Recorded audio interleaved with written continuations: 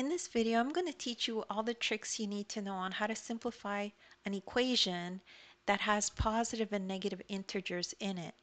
So we have a problem like this that says simplify the expression, and this is the expression we're trying to simplify, and you could see there's negative and positive integers in that equation. So we need to apply the distributive property. So that means we multiply this 5 into each of these terms. This is the first term, this is the second term.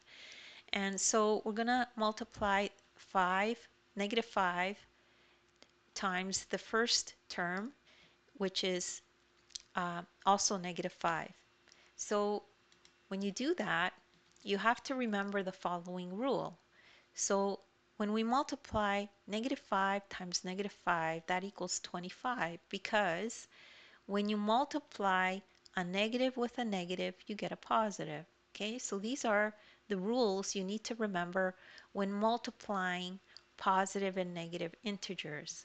Okay, so for us right now, minus 5 times minus 5 is going to be plus 25. Okay, so now we multiply minus 5 by the second term. Okay, we multiply in here. So how does that look? It looks like this. Minus 5 times 2g. So here we have a negative times a positive. Negative 5 times positive 2.